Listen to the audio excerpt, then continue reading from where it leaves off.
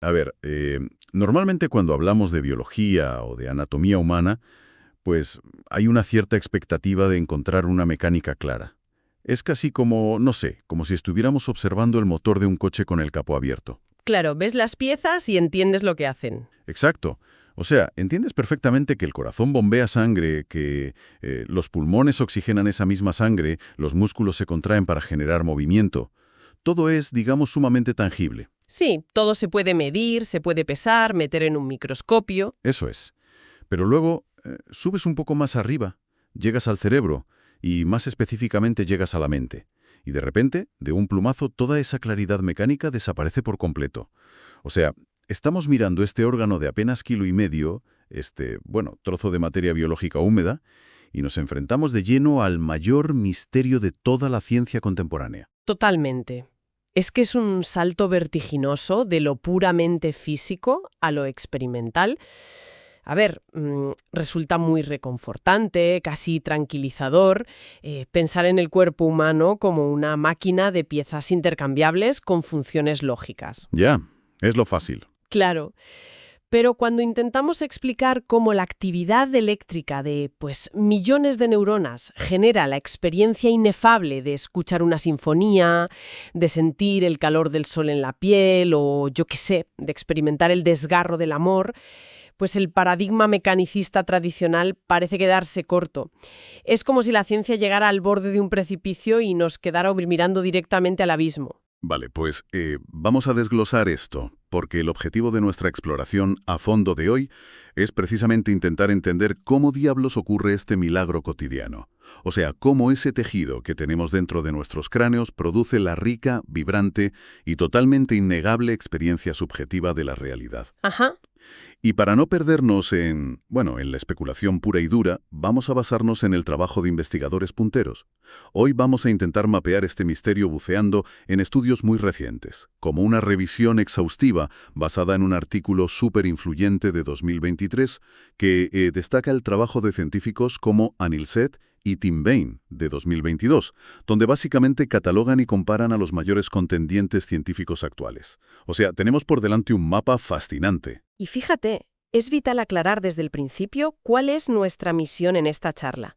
No estamos aquí para declarar a un ganador absoluto, levantarle el brazo y decir que esta es la teoría definitiva. Claro, no vamos a dar la respuesta mágica. Exacto. Más bien, el objetivo es proporcionar a quienes nos escuchan un mapa súper claro y estructurado de un campo científico que, la verdad, está evolucionando a una velocidad verdaderamente vertiginosa. Estamos hablando de un ámbito de estudio que ha pasado de ser un rincón oscuro de la mera especulación filosófica casi esotérica a convertirse en una rama de la neurociencia empírica muy rigurosa. Sí, sí, sí. Hay muchísimas voces, muchas teorías compitiendo con uñas y dientes por explicar esto, y nuestro trabajo hoy es ordenar todo ese ruido. Pues me encanta esa idea de trazar un mapa porque sin él es peligrosamente fácil perderse en la maleza.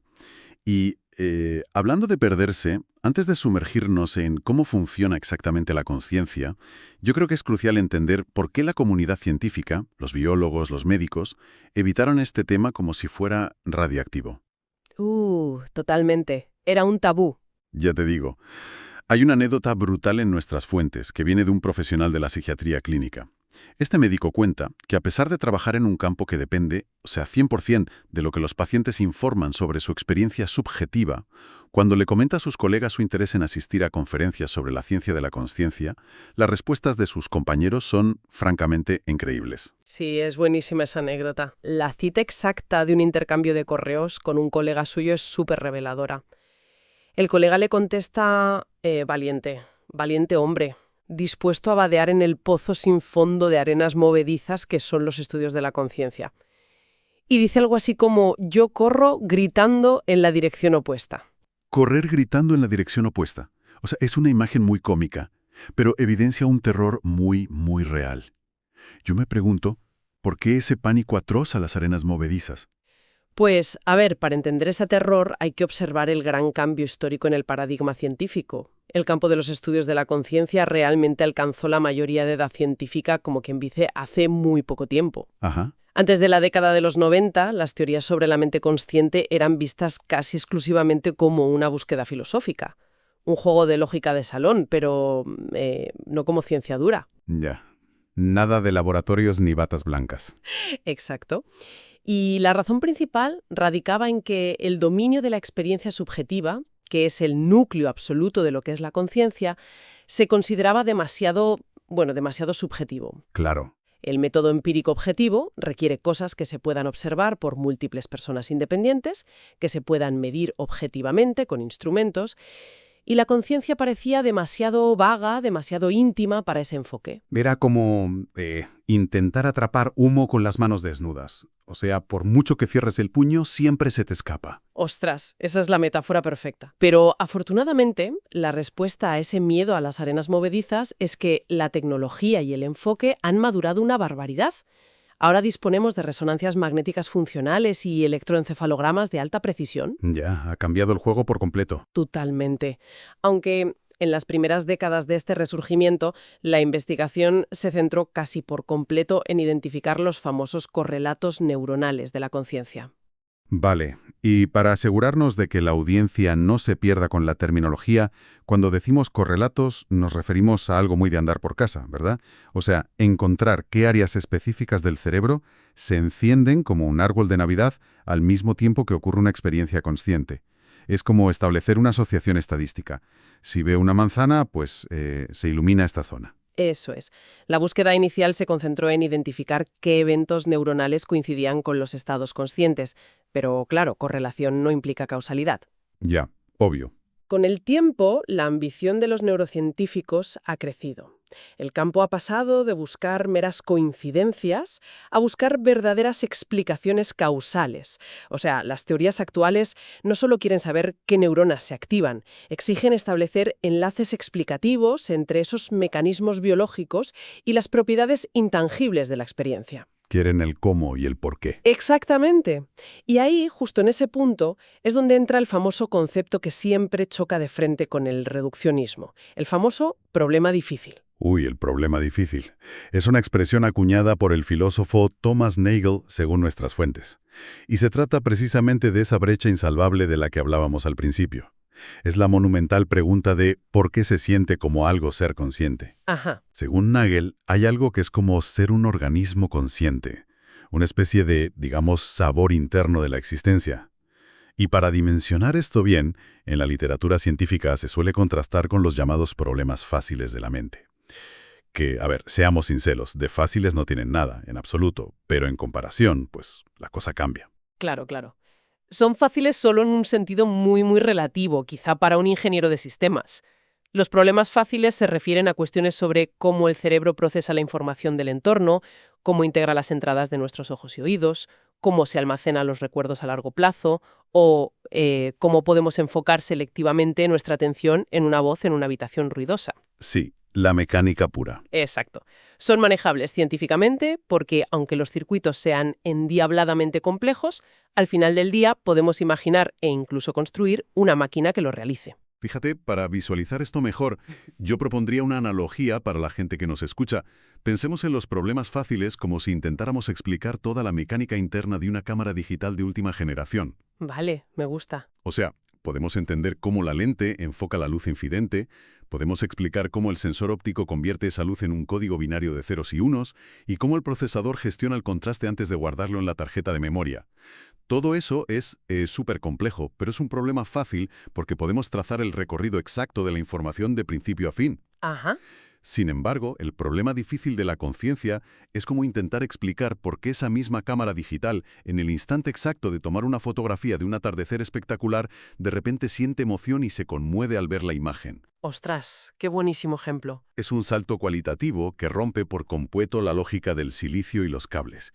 Entonces, pregunto, si el materialismo tradicional se atasca aquí, ¿qué proponen los científicos que no huyen gritando de las arenas movedizas? Entiendo que si miramos la anatomía pura, el cableado del cerebro, debe haber algún tipo de estructura jerárquica, ¿no? Alguien al mando que junta todas las piezas inconexas. Pues a ver, esa intuición tuya nos lleva directamente a la primera gran familia de teorías que cataloga Seth y Baine. Las teorías de orden superior, o HOT por sus siglas en inglés. Estas teorías parten de una premisa muy elegante y, como tú decías, muy jerárquica. Vale. Proponen que los pensamientos y las percepciones sensoriales básicas, lo que llaman representaciones de orden inferior, no son conscientes por sí mismas en absoluto. ¿Cómo? No son conscientes. No, para nada. Tu corteza visual puede estar procesando frenéticamente los colores y formas de una manzana, pero eso no significa que tú tengas la experiencia consciente de verla.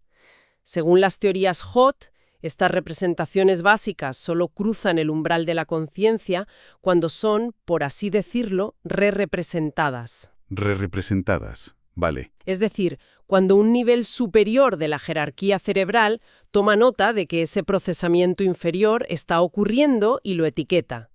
Anatómicamente, estas teorías apuntan casi siempre a la corteza prefrontal como esa gran sala de juntas donde se forman las representaciones superiores. O sea, es como si el cerebro fuera una gran corporación, ¿no? Y tuviera un departamento de recepción en la planta baja recibiendo, no sé, miles de paquetes de información por segundo. Pero nadie en la empresa es realmente consciente de un paquete en particular hasta que el director general, allá arriba en el último piso, recibe un memorándum oficial confirmando que ese paquete específico ha llegado e importa. Tal cual. Y solo ese segundo nivel de supervisión crea la experiencia de saber que el paquete está ahí. Es una excelente forma de visualizarlo, la verdad. Requiere un metapensamiento. Ahora, contrastemos ese modelo jerárquico corporativo con el segundo gran contendiente de la anatomía cerebral que analizan los expertos. Las teorías globales del espacio de trabajo, o GWT. Ajá, GWT. Sí. Si HOT se trataba de jefes en la planta alta leyendo memorándums, GWT utiliza una metáfora espacial completamente distinta y, diría yo, mucho más democrática. La de un escenario o un teatro. Ah, vale. La famosa teoría del centro de atención. Así es. Según GWT, tus infinitas percepciones, recuerdos y emociones compiten constantemente entre sí en la oscuridad del inconsciente. ¿Vale? Y solo se vuelven conscientes cuando logran acceder y ganar espacio en este espacio de trabajo global. Imagina que la mente es un gigantesco teatro a oscuras y la experiencia consciente es única y exclusivamente la actividad que queda iluminada por un foco central en el escenario en un momento dado. ¡Ostras! Todo el inmenso resto del teatro sigue operando, afinando instrumentos, moviendo decorados, pero en las sombras. Ya.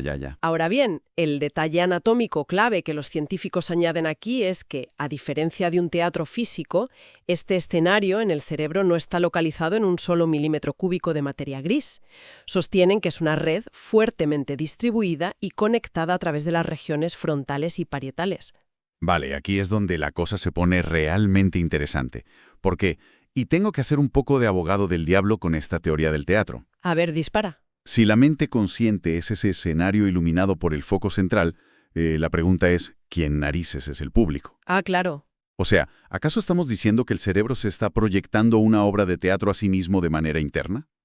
Porque, si te paras a pensarlo, eso suena a que dentro de nuestra cabeza hay un otro hombrecillo más pequeño, una especie de homúnculo, sentado cómodamente en una butaca, viendo el espectáculo de nuestra propia vida. Ya, la paradoja del observador. Exacto. Y postular un hombrecillo interno, pues no resuelve el problema, solo lo empuja a un nivel más profundo y misterioso, ¿no? Lo fascinante aquí es cómo los defensores de GW esquivan precisamente esa trampa lógica del espectador interno. A ver, no hay ningún homúnculo sentado en la butaca esperando a ser entretenido. ¿Vale? El público en esta metáfora neurocientífica no es un observador externo o separado. El público es el resto del propio cerebro. Ah, vale. Cuando un fragmento de información logra iluminarse en ese espacio de trabajo global, lo que biológicamente ocurre es que esa información se vuelve instantáneamente accesible para todo el sistema neuronal. Tu sistema motor para actuar, tus bancos de memoria para recordar, tus centros del lenguaje para verbalizarlo, todos reciben esa transmisión de datos de manera simultánea. O sea, se transmite a toda la red. Exacto. No hay una entidad mágica viendo la información. Es el propio acto de compartir esa información globalmente e integrarla en el comportamiento, lo que es la conciencia.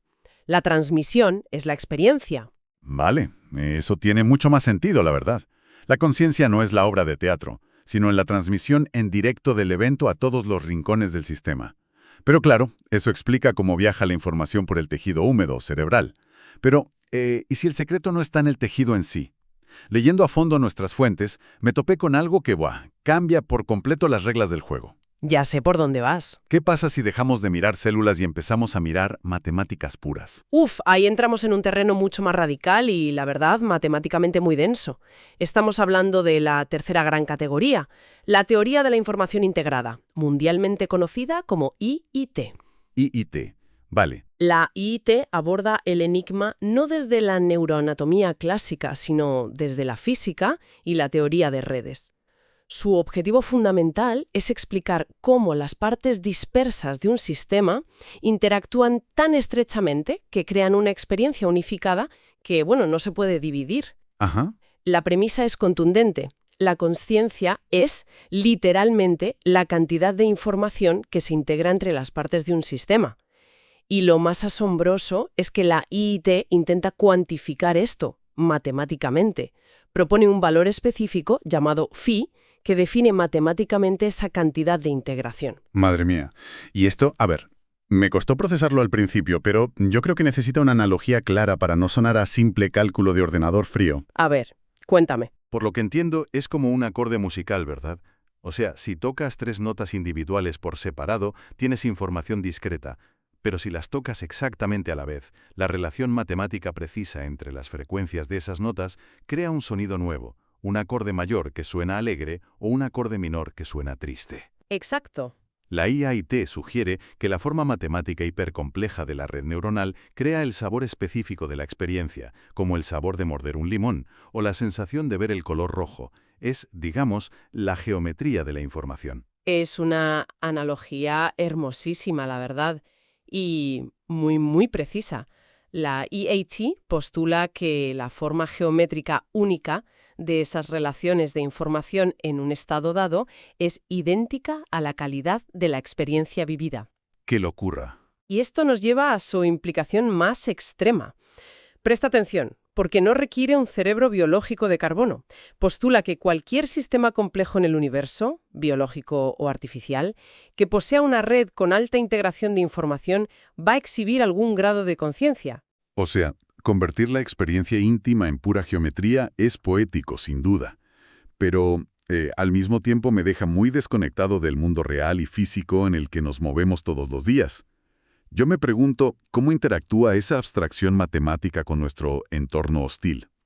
Cuando abro los ojos y miro una manzana real en la mesa, ¿qué narices está pasando biológicamente? Pues para anclar eso a la realidad cotidiana de cómo interactuamos con el mundo, tenemos que recurrir a otra gran corriente teórica destacada en los estudios, el procesamiento predictivo. Vale, el procesamiento predictivo. Históricamente, siempre pensábamos que la percepción era un camino de abajo hacia arriba.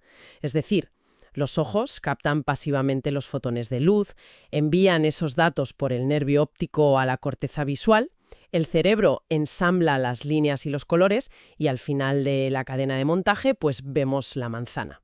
Claro, lo lógico. Pero el procesamiento predictivo le da la vuelta a la tortilla.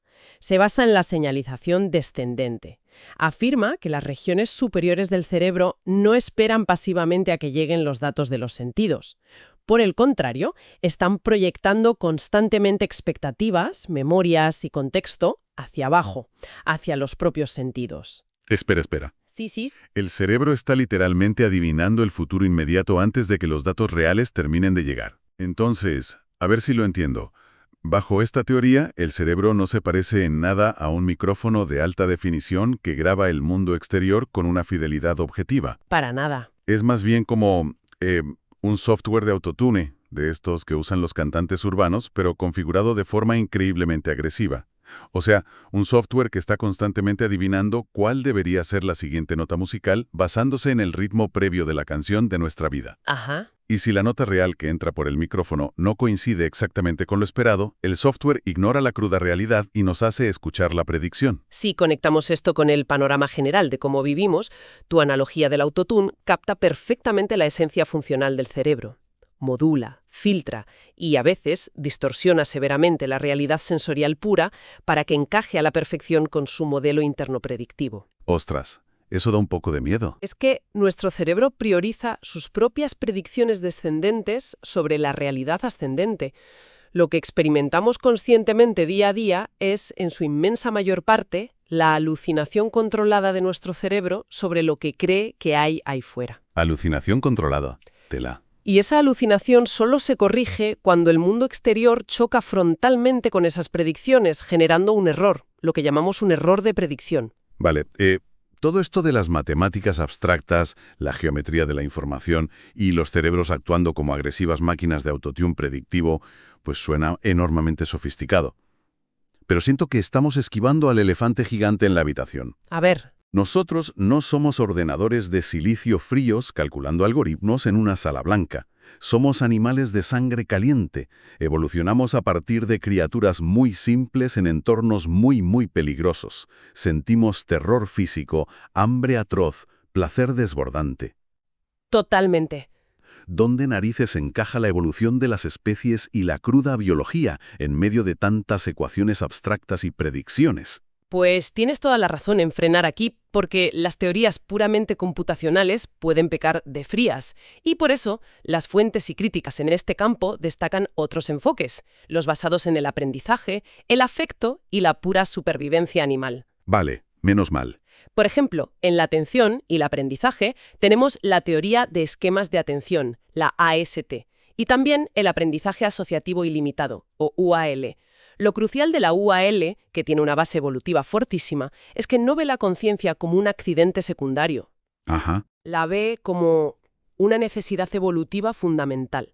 Argumenta que la experiencia consciente surgió en la historia evolutiva porque era la única manera biológica de que un animal pudiera integrar estímulos complejos a lo largo del tiempo. Claro, un animal simple igual solo reacciona. Exacto. Un animal muy básico reacciona a un reflejo inmediato.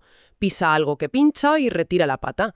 Pero para aprender secuencias complejas, para asociar, no sé, el olor de un depredador con un sonido distante y planificar una ruta de escape, Necesitas más capacidad. necesitas un espacio mental unificado.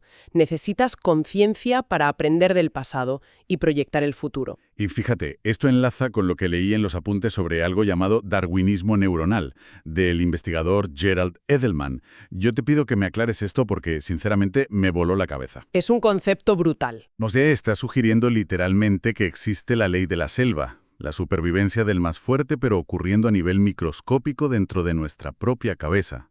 Efectivamente. Es una idea brillante. El darwinismo neuronal propone que no hay un diseño de ingeniería maestro y perfecto en el cerebro humano.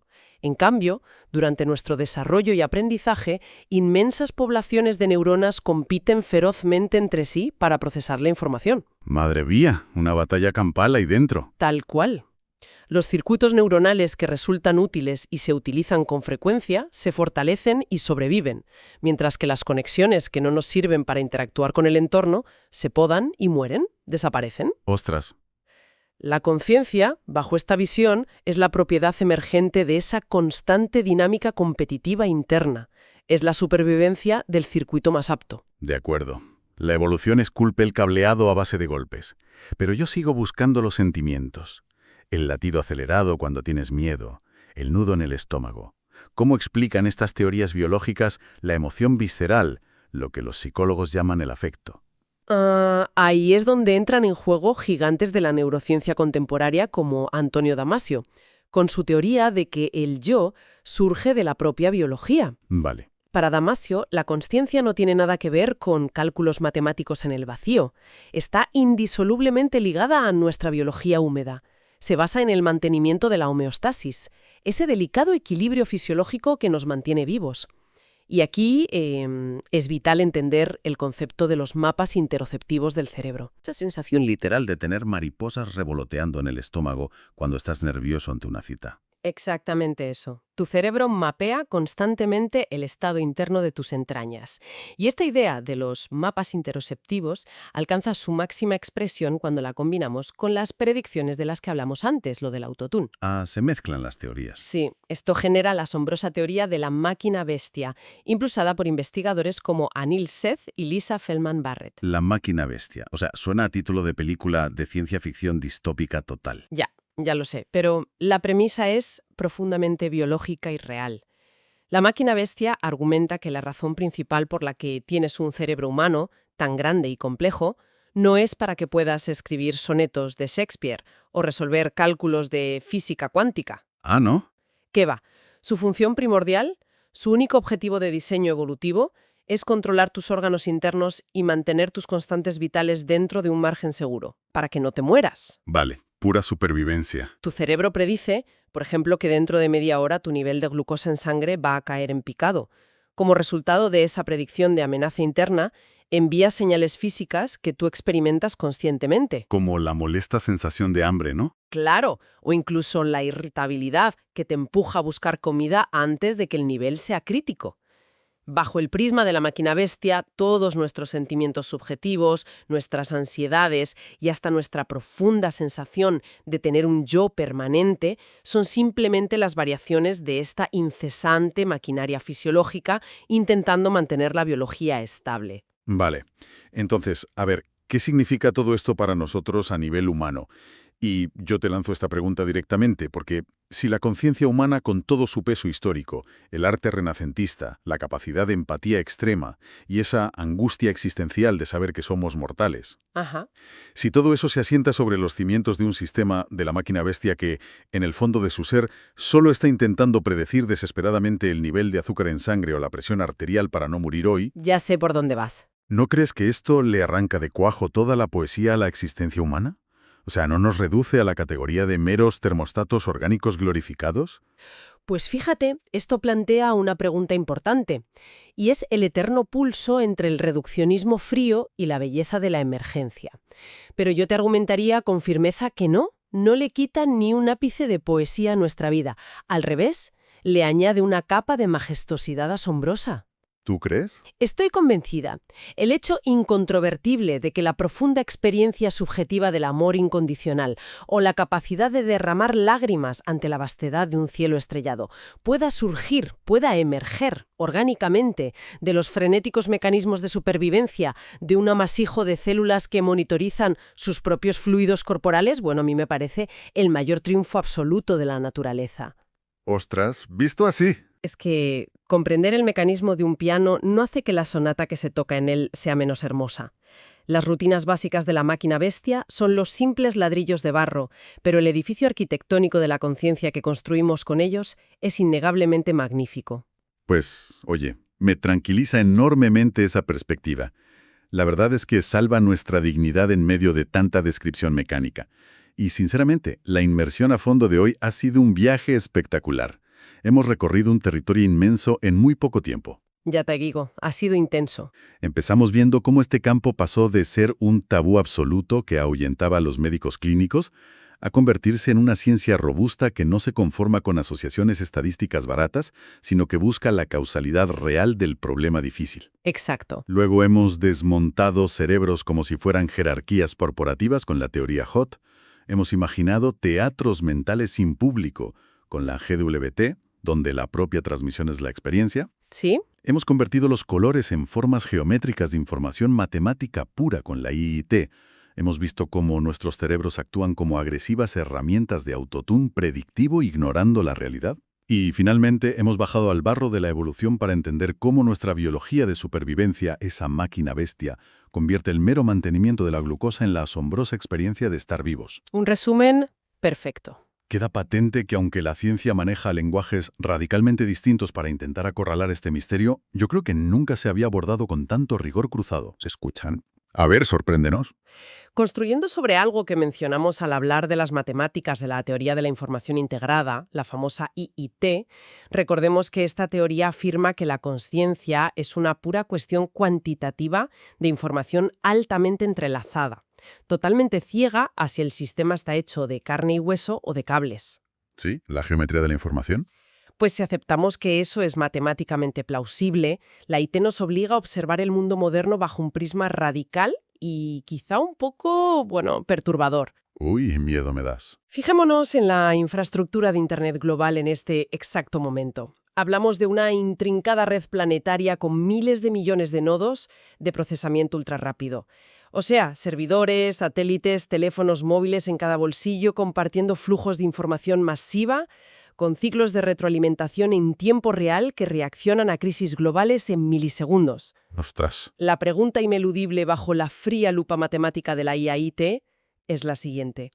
¿Es remotamente posible que la red digital mundial esté acercándose ahora mismo a ese umbral crítico de integración matemática? Madre mía. ¿Podría el propio Internet, mientras nosotros hablamos pacíficamente aquí, estar empezando a experimentar su propio problema difícil?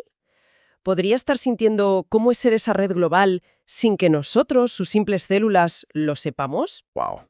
Sí, eso es un salto conceptual brutal que te deja mirando el router de casa o la pantalla del móvil, con muchísimo más respeto e incluso un poco de cautela, ¿eh? Totalmente. Pues con esto en mente, invito fervientemente a quienes nos están escuchando a hacer un ejercicio de pausa hoy. Mientras caminan por la calle, mientras esperan el autobús o se sientan frente al teclado del ordenador, cierren los ojos un segundo e intenten observar la textura de sus propios pensamientos. Un pequeño momento de introspección. Exacto. Y háganse esa gran pregunta fundamental que persiguen todos estos científicos. En este momento en el que siento innegablemente que existo, ¿soy un escenario distribuyendo información a oscuras? ¿Soy la compleja melodía geométrica de una ecuación matemática vibrando en el espacio? ¿O soy una simple máquina biológica adivinando el futuro para llegar vivo a mañana? Ahí lo dejamos para que resuene.